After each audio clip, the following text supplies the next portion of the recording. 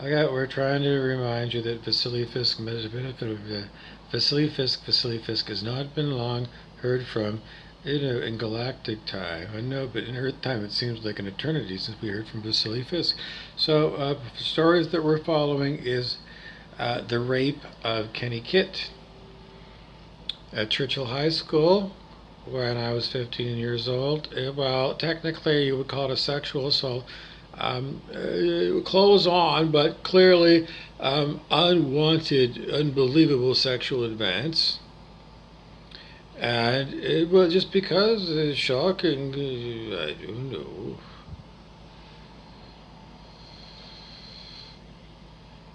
Well, then you have to go and change reality boxes and stop calling it the rape of Kenny Kitt. And nobody wants to say what they know about what happened to Kenny Kitt. Because he wore a diamond stud. And, it could very well be in the days, those exceptionally homophobic days, when Pete Losky and Ed Zerba were known only by name as Thunder Bay homosexual couple, married couple, common law, two gay guys, say the 1950s, 1960s, before I was born or whatever, but it was well known, those two names, that they had been locked up in the Boulevard Hotel, which is right out the same part of town past the original Thunder Bay British jail that's still used today. I don't know. Does it date back to, I don't know, ancient old thing? But the Boulevard Hotel is also known as the OH, the Ontario Hospital. The Ontario Hospital for the Criminally Insane. No, that's Penetanguishene in southern Ontario. But, this one, well, they locked up two gay guys because they kept saying, well, it would be an insult if you said it in a certain derogatory tone to somebody you hadn't seen in a while that you didn't like. I don't know. You might say, hey, Pete. And then the other guy might look at you and say, hey, Ed. And both of you are trying to say, don't be a fag, don't be a fag. But strangely, when, you said that, Pete and Ed together, then it kind of labeled you like you're Ed and you're Pete, and we should be like mixing meat or something. I can't help you out. I don't know. It's just, how do you go down this horrible, I don't know, getting used to sexual animal drives in the human vessel is exceptionally unnerving and exceptionally unpleasant to Clancy Wiggum when he was a roommate to Reverend Jim from Taxi. He was. Well, I don't know. Maybe, let's say, when they were 13 years old, they went to the same middle school. And for a time, they enjoyed listening to a wide variety of popular music. Wide variety. But it also included the strange, charmed, glammed up twink, Michael Hutchence of In Excess of Australia, related to Tim Finn of the Finn Brothers and 6 Months in a Leaky Boat, which is such a wonderful song. And they want to like Stone Roses into it because it's just a certain incredible flavor that goes along with when you buy the album of Stone Roses, and I don't know, and the music is psychedelic trippy. And the Stone Roses, when you look at that boy man thing, it's like, I don't know, what is it? Damon Albarn, those videos of like song 2, He's like so skinny and I don't know, skinny and twinky, but not too skinny and not too twinky, and certainly not muscular.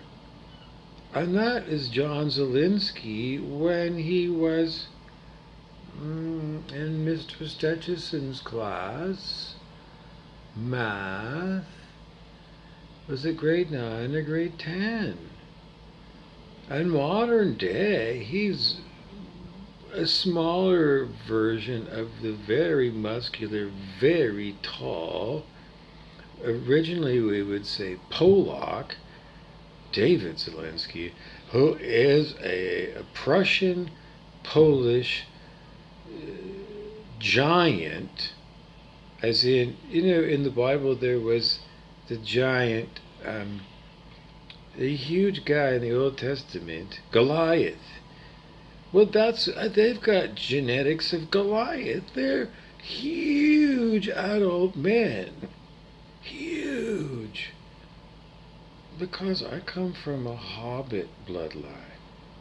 Rumpelstiltskin, if he flips me back to one of the places where I originate, as a Tulku, Tibetan Buddhism, Tulku, Tulku, look it up, or jot it down and look it up later, because you need to know, because there's movies about Tulkus. That is advanced yogis from, say, Tibet or northern India, and they choose to take a human lifetime and also take a mind wipe, because they just, I don't know, they just want to start fresh in a new incarnation and hide their Isby in a brand new start. And we're told by some of these movies that person might incarnate in 3 new bodies, 3 new babies from one original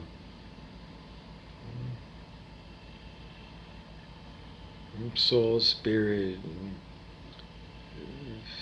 individuated God person, high consciousness, I don't know, 700 and higher on the scale of human consciousness, enlightened sages in David R. Hawkins' textbooks, like for example, Power versus Force, or Eye of the Eye, or Letting Go, The Pathway of Surrender, etc. Sorry, I got itchy Kuma. Okay, what else?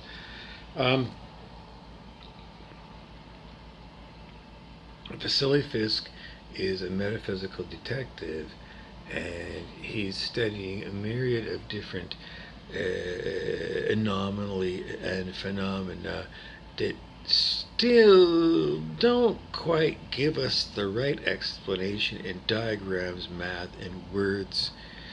So we're asking them to go back and refine and try and use other novel techniques to study the unstudyable. And what is that?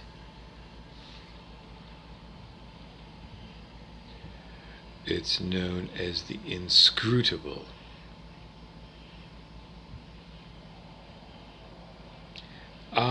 INSCRUTABLE.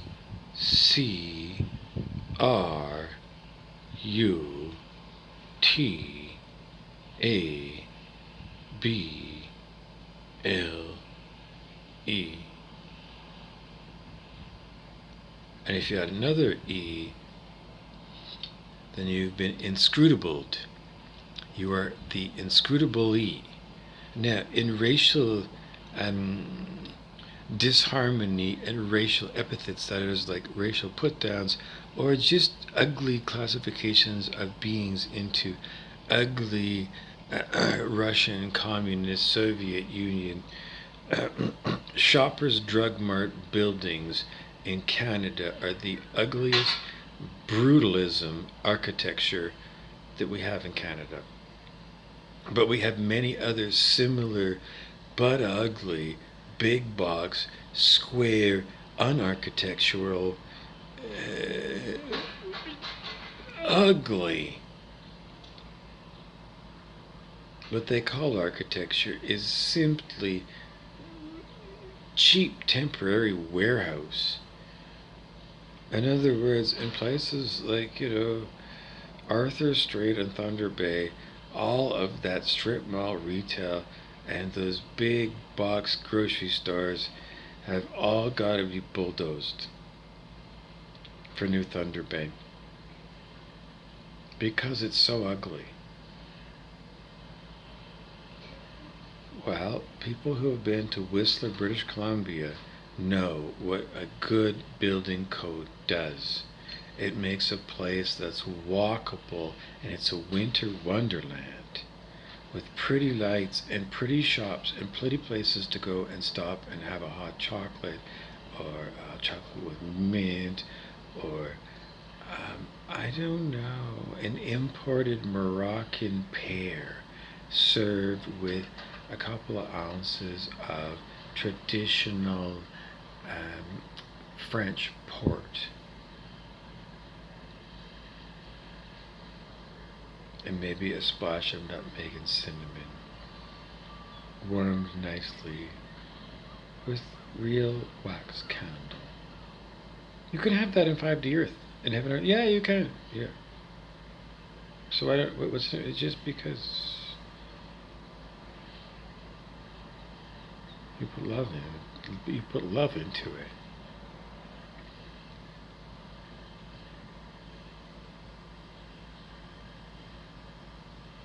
A spoonful of sugar ups the medicine, go down, the medicine, go down, medicine, go down. What was that from? Bedknobs and broomsticks. Do do do do do do. Jeopardy song music from Jeopardy TV show. Do do. Waiting, give me a chance to think about it. Now that was one suggestion. Other suggestions are, yeah, everybody can figure that one out. If not, put a comment down below what you think it is, or give us a riddle that we should be able to get. Like, don't make it impossible unless you're going to come back later and give us another hint. Because we used to play NTN in the bars in Thunder Bay, like at the Crest Hotel, which needs to be rebuilt. Because it's a huge Shoppers Drug Mart and a big, I don't know, it's just a mess. In the olden days, it was much, much more Thunder Bay. Thunder Bay is at the edge of the bush, so it should be an area where granola campers come to get eco-friendly supplies for their visit to places like Quetico Park, and we want to, I don't know, we just want to bring that back because it's a romantic thing to stay at an old school drive-up motor motel in the style of the Crest Hotel with an attached traditional beer hall and auxiliary. So in the olden days in Ontario, you could have a main beer hall, and then you had a second smaller lounge. The beer hall originally was for men only, Finnish log workers at Onion Lake, Union people who spoke a foreign tongue, not English, Finnish, and they were, they were slaves, company men, but they had no choice in those days. And they had the Hoito building that was just burnt down in arson on Bay Street, a Thunder Bay heritage site that should have been protected by the Nicholas Roerich red circle and 3 red dots in the middle sign of preserve this architectural heritage. And Thunder Bay is under massive, massive attack of our cultural heritage buildings. And we really need to really put preservation of Thunder Bay's historic, because even if we have problems with these religions, these are old buildings in Thunder Bay, and the children of Thunder Bay prayed for peace on earth, goodwill towards mankind, love. It was in the name of the God of love, the King of Kings, Jesus Christ, who we truly believe really was. And really, really somehow is trying to help us out.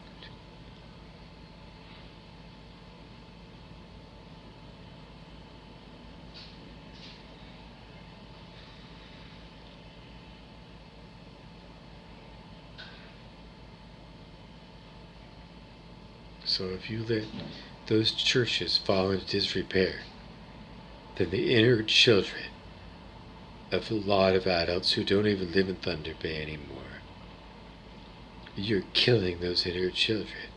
Because that's where they prayed. At Santa Claus time in Thunder Bay, there was a horrible place to grow up. We just prayed.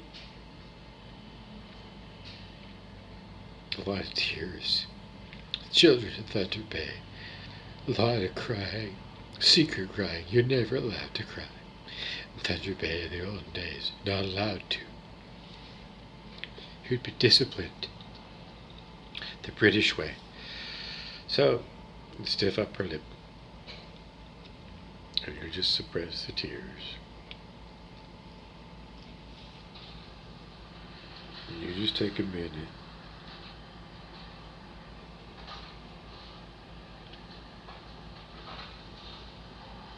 Go collect yourself and go powder your nose in the bathroom.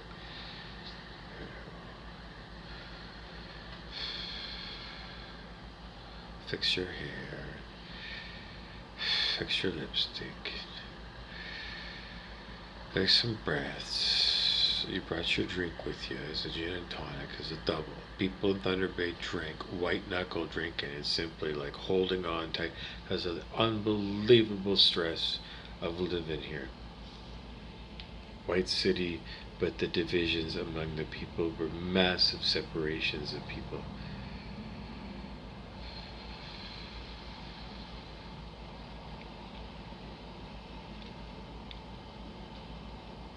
School bullying was horrible. Horrible, horrible, horrible demonic attacks of children upon children.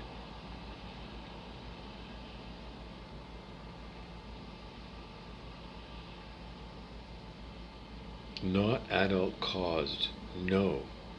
The children fought other children, and the adults, it seemed like even the long-term story is that generation after generation after generation, humans are bored, and quite often children are vicious and violent with other children, and if they're, it's just the way it is.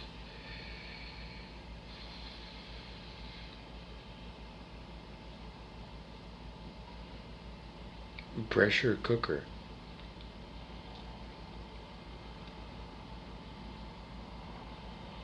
Capitalism makes for unbelievably rough conditions for humans, punishes their hearts. Because a lot of times people have got to choose between love and money. And the survival instinct is you've got to kill your heart because you need the money, because you're going to freeze to death if you don't buy that Standard Oil SO home heating fuel, because it's 40 below and it's January and the tank's nearly empty. And it's like, that was going to go to the church as a donation for Christmas time, but we got to buy oil because we're going to freeze, so we have to buy oil. So the capitalist, got his $40 and the church got nothing. And the church donations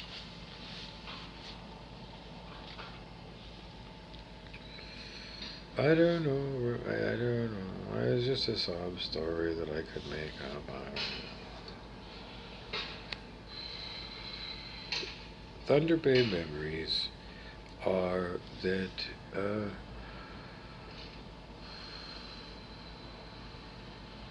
very stressful place for people, and people were not allowed to express their emotions and their absolute horror and terror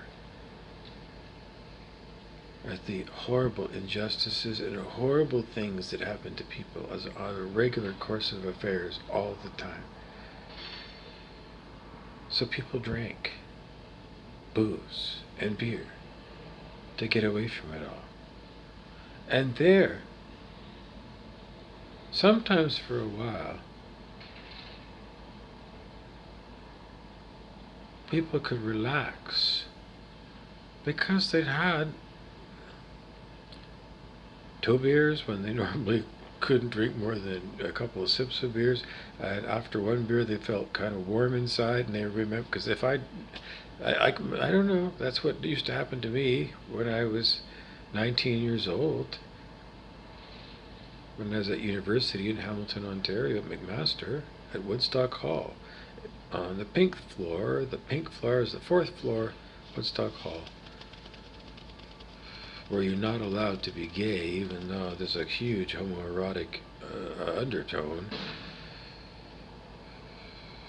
I don't know, we had to repress all sexual desires, and then, I don't know, it just became, well, instead of what were you allowed to do, you were allowed to go to super pubs, where Burton Cummings or David Wilcox might play a live concert, and then you're encouraged to drink, including like a funnel, where you buy a couple of cans of beer and you'd chug a lug 2 cans of beer instantaneously. We were from Northern Ontario. This was down anyway in Northern Ontario. Gordon Ishimura told me that when he went to George Brown in Toronto, he went there and he had a case of blue, Labatt's Blue, under his arm. One hand a duffel bag, the other hand a case of blue, because that's how you make friends when you go to a new place in Ontario. And going from Thunder Bay, where Gordon and I are from, Gordon went to George Brown in Toronto, and I went to McMaster in Hamilton. But yes, we did the same thing. Because it was called, the first week was there, no classes, it's Frosh Week. And you have fun. And it was the most fun I ever had in my entire life up to that point in my life. Frosh Week, the first week at McMaster University. And I never wanted that Frosh Week to end, because it was the best time, and I never had a good time in my whole life. And there I was, 19 years of age. I lost my virginity. I did, in Frosh Week. It was tough. I was to a girl. And my didn't use. John Travolta called it in Saturday Night Fever. We didn't use condominiums. I'm terribly sorry. I have to collect myself because that said it out like character. The Jewish lady. Go talk among yourselves, she said. I don't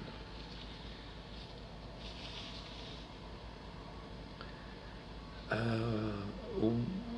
The song was for the theme from Woodstockers. That was the name of Woodstock Hall, and they changed that Ghostbusters song, and they changed the lyrics to Woodstockers from Ghostbusters, and it was awesome. And we learned the song, and we'd play Ghostbusters music. We would sing out loud, a bunch of us stupid frosh. We weren't stupid. We had the best time. We were having so much fun. Never ever as much fun ever in my entire life.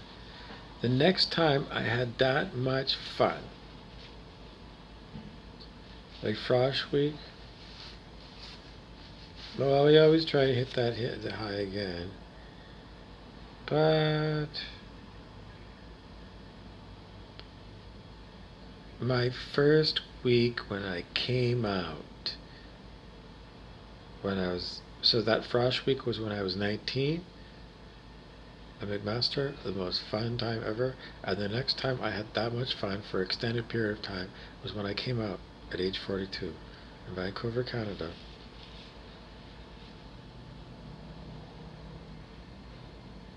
In the West End, Davie Street. I can't help you out.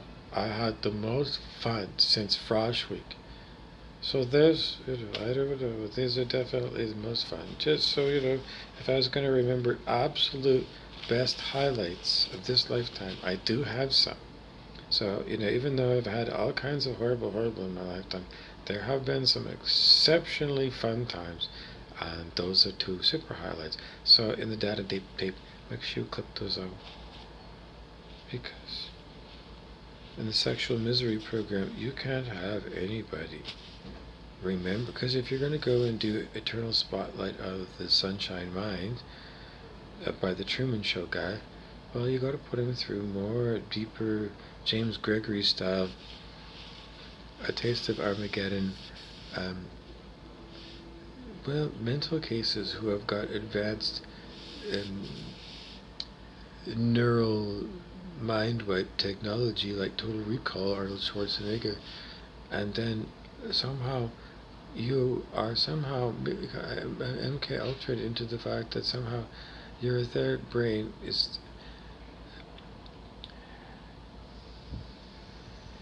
giving me a headache.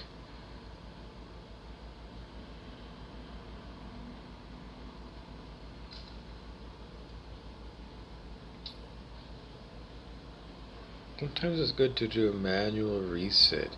Now, in the Terminator movies with Arnold Schwarzenegger, there's a scene where Arnold Schwarzenegger's eyesight had to be recalibrated because his aim wasn't right. And in Northern Ontario, sighting your scope is something that people might have done in the old days with their long rifles, long hunting rifles. Sighting your scope in. They used to have to take hunter safety courses, government approved hunters who were known, and then you would get a little bit of information about the safety of hunting using weapons. Americans might call them a weapon, but they would be called guns in northwestern Ontario and northern Ontario. Long guns would be used by the Conservative Party of Western Alberta. That makes no sense to us, because guns in Thunder Bay would be DNR sporting goods, where you would get shotguns, not crossbows, they're forbidden, but traditional bow and arrows, and what do they call those other kind ones? Well, they're the mechanical advantage is added. We learned mechanical advantage in high school in physics. Is it called a double-bended bow? I don't know, bow, and then you use arrows. You can get like steel-pointed arrows or something. I don't know. And then, well, then the rifled-barreled ones that shoot metal projectiles, traditionally in TV movies like the Rockford Files, well, it would be lead bullets, they would call them. And at Old Fort William, which is a traditional reenactment of fictional history of the supposed fur trade, they have a black cannonball. They don't shoot the cannonballs, but they fire the cannons with black powder to make a big boom and a big smoke ring. So you can go to Old Fort William, and in those days, then, that's what they did. When I was a boy, let's see, nobody had a real handgun when I was a boy in Canada.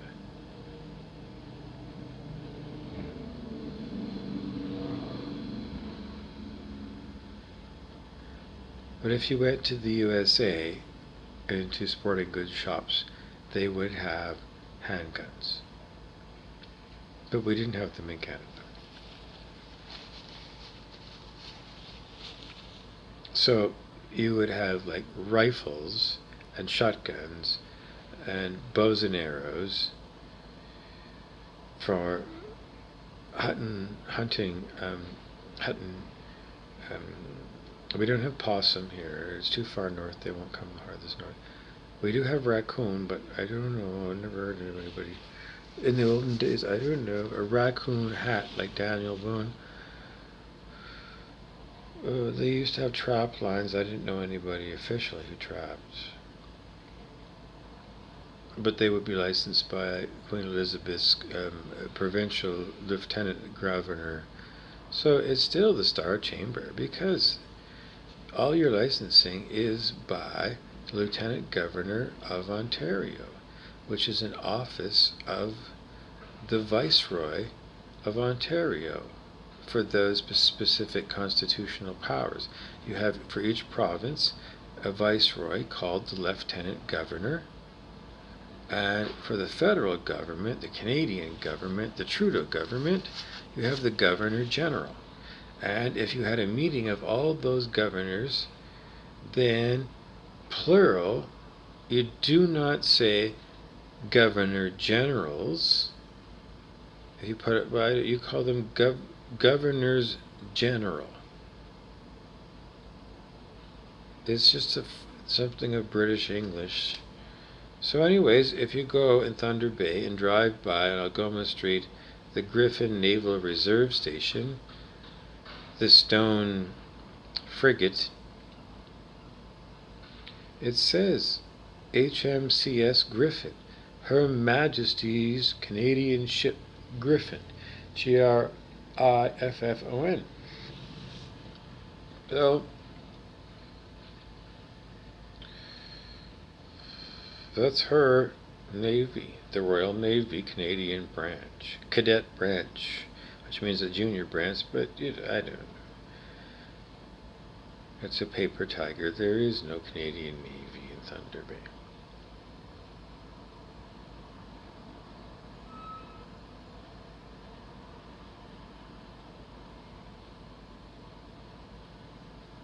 It's an inland sea on an undefended border with the USA. Officially undefended, but it simply means they don't have tanks on both sides of that border. There's no militarization of that type. Although there's probably a lot of electronic surveillance and drones that are fooling people into thinking they're certain kinds of birds when they're robot birds. Because in Timothy Findley's novel Headhunter, which was a Canadian bestseller because it was a Canadian author, Timothy Findley, Headhunter, is about well, they call it a viral bird flu, but we know that that's impossible because those things don't exist. So we'll just call it a spell where people are hypnotized into believing that birds are hypnotic marketing for are they real or Memorex? Because in addition to the problem of birds trying to appear, just because the technology is so advanced, is it real or Memorex? Is that a bird? Because sometimes they look incredibly, almost mechanical, like, I don't know. Why would you say that? Because I've seen so many different cartoons of these kind of things, and the monkey mind brain wants to play, let's change the template, and what would this bird look like if it was more like a robot bird, or more like a bird? I don't know. This is going so... What happened to... No, we're still on the rape of Kenny Kitt.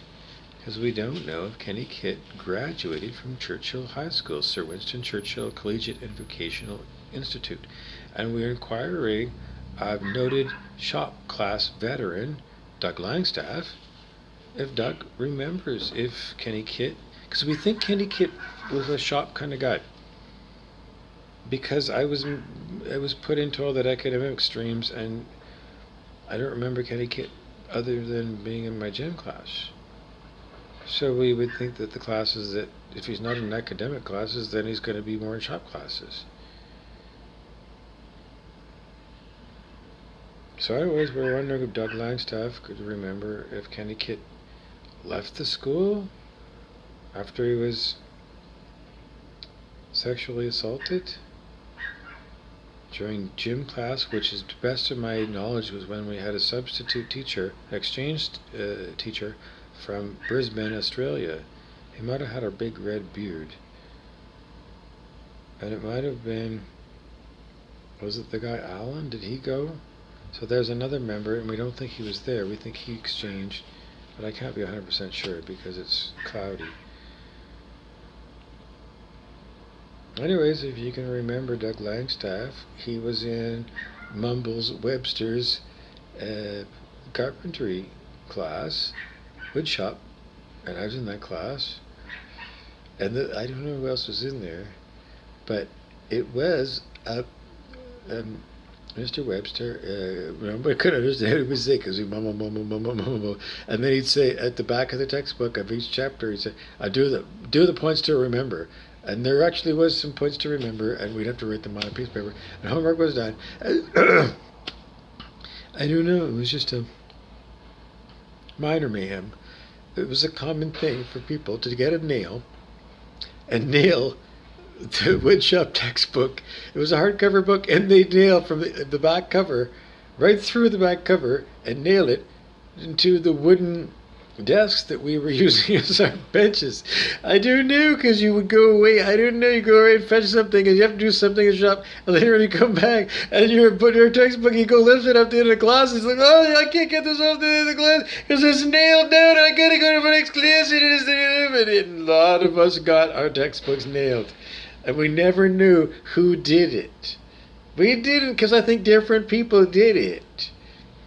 Anyways, that was Mumbles. That was his nickname. And he lived next to Kirk Stretchison, who went to Churchill High School.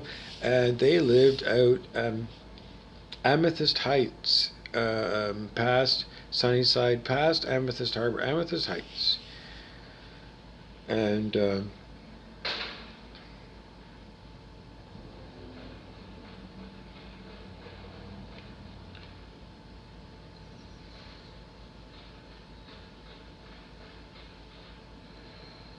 there's still some wood things that I made by hand around that were made in Mumbles woodshop.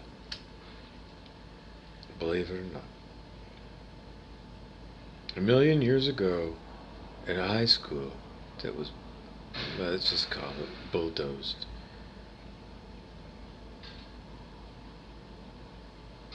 Anyways,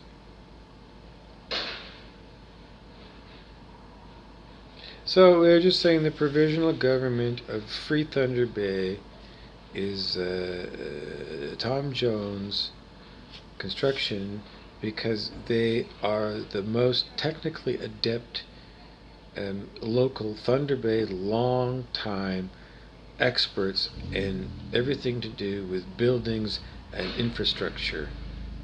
And if they don't know, then they're going to be the best judges of other types of technology that are related to that kind of stuff. Because we're going to have to put a homegrown senior construction general contractor and whatever they do, because they have the best track record of a corporation in Thunder Bay for getting things done and doing it right.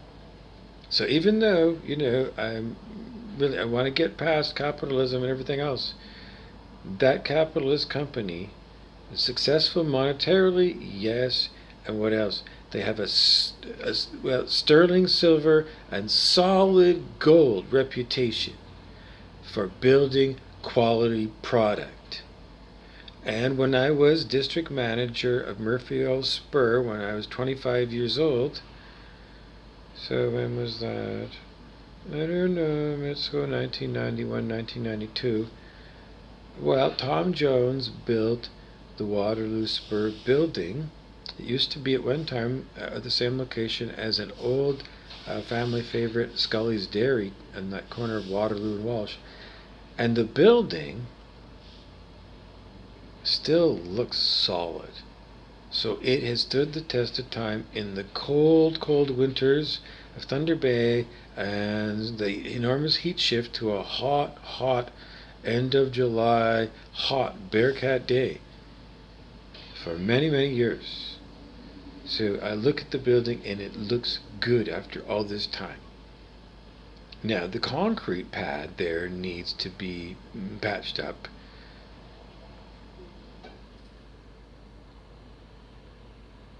And the building itself needs to be washed, power washed, and a lot of the I don't know. There's like storage of too much junk out in the front of it. I don't know. It looked much cleaner and prettier when it was a Spur gas station run by Dan Zemba. And oh come on, it's Dennis. I can't. Oh, come on, Dennis. What's your last name? Dennis. Well, we knew him by Dennis, but I'm sure that somewhere along the line we know Dennis's last name. Anyways, I don't know. Anyway, so congratulations to Tom Jones Construction, because that's just one example of uh, one really good quality company.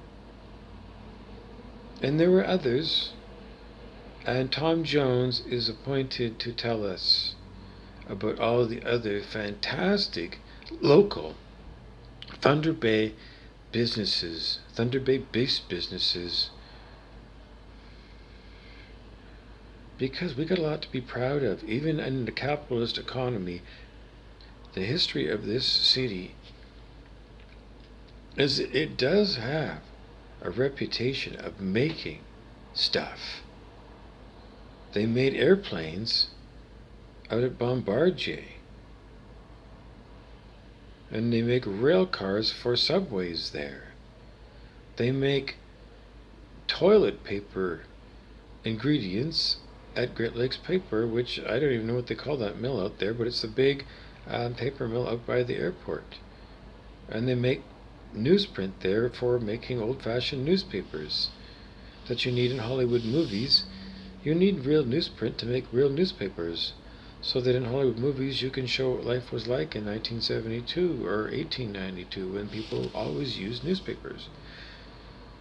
What else do they make out there? Well, that same stuff that's used to make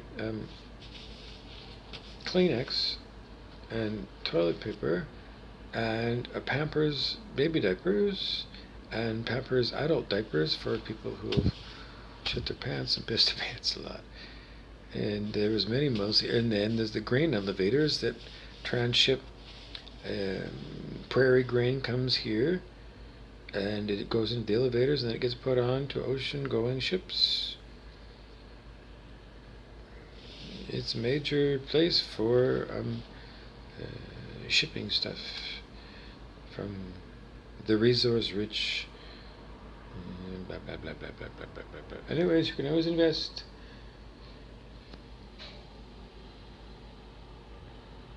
An urban renewal of the butt ugly areas of Thunder Bay, which are pretty much the commercial shopping districts, and our old, tired, bored, bulldozed inner city mall, and Victoriaville Mall has got to be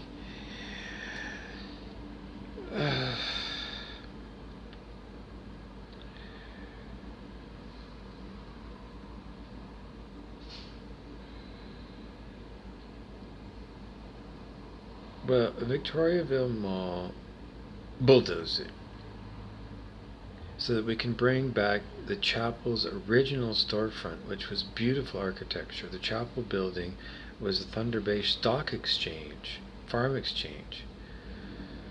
Chicago of the North was the original plan, the original vision for Thunder Bay, Port Arthur, and Fort William. They were going to be Chicago, the most beautiful architectural building like the Wrigley Building and the Sears Tower, and I don't know, just an incredible place that blows you away. That's what Thunder Bay is supposed to be. If it's not Chicago of the North, then it should be just as breathtaking in its own way. And this ugly streets that we have to drive down, ugly, portable signs that are there for years and years, was I don't know, an enormous TV sets on Water Street that are blinding to you when you're driving. They shouldn't have those lit TV sets. It's not Piccadilly Circus. Unless you're going to turn that whole area into Piccadilly Circus and make it a tourist attraction and do it right. Well, then you need to have coffee shops and little places where you can get American-style fudge and ice cream and ice cream floats with root beer, NW root beer, and like vanilla ice cream. And you have to have like French fries with vinegar and salt and ketchup.